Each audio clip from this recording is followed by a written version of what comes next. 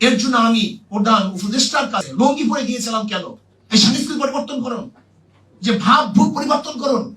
আমরা গাড়ি দেখলেই মনে হয় যেন এইটা হয়ে গেছি, পোশাক দেখলেই মনে হয় এইটা হয়ে গেছি। পোশাক বাদ দেন। আল্লামা রুমি বলছিল, আমি হাজারো পোশাক দেখেছি যার মধ্যে মানুষ নেই, আর হাজারো মানুষ দেখেছি যার মধ্যে পোশাক নেই। আজকে দেখবেন আমাদের বাংলাদেশ, আমরা বলি গরিব গরিব গরিব গরিব, অথচ আমাদের ডিসিদের কত খরচ হয় দেখেন। ডিসির পিছনে বাংলাদেশ কত টাকা খরচ করে, একজন এসপির পিছনে বাংলাদেশ কত টাকা খরচ করে, একজন সচিবের পিছনে কত টাকা খরচ করে। আমাকে বলুন, যে বাংলাদেশ আমরা বলি গরিব রাষ্ট্র, সেই রাষ্ট্রের একজন আমলা কর্মচারী যদি হাইফাই গাড়িতে চলে, তাহলে অবস্থাটা কি? আমাকে বলুন তো। ওরা তো চোর, ওরাই তো ডাকাত, ওদেরকে আমরা সেই মানে নিয়ে এসছি।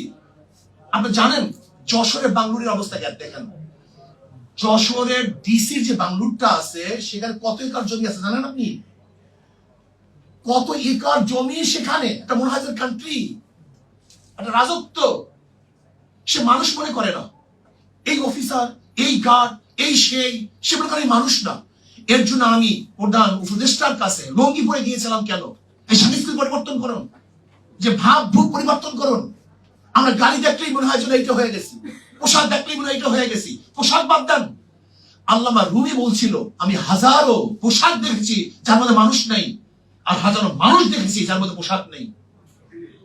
আমরা সম্পূর্ণ আর্টিফিশিয়াল হয়ে গেছি।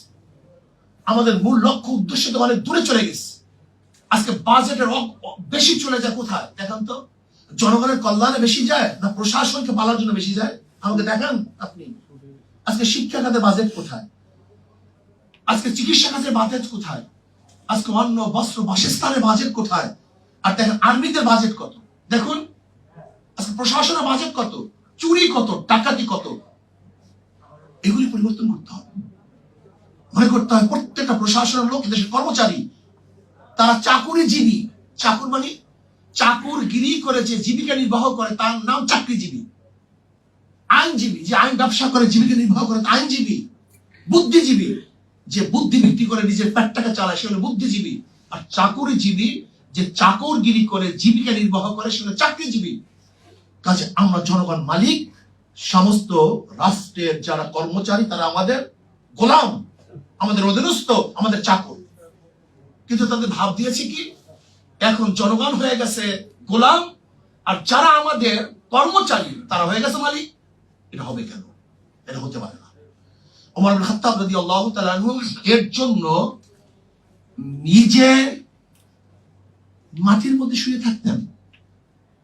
নিজের ইন্তেকালের পর 17টা জামার মধ্যে তালি পাওয়া গেছে, 17টা তালি। অর্ধজানের বাদশা পোশাক সারুন, ভাবভূ সারুন, জনগণের কল্যাণে চলে আসুন, আদর্শ এবং নীতি অনুযায়ী চলার চেষ্টা করুন। আমি বিশ্বাস করি দ্বিতীয় আদর্শ অনুযায়ী যদি চলি, গোটা দুনিয়ার মধ্যে শ্রেষ্ঠ কান্ট্রি বাংলাদেশ।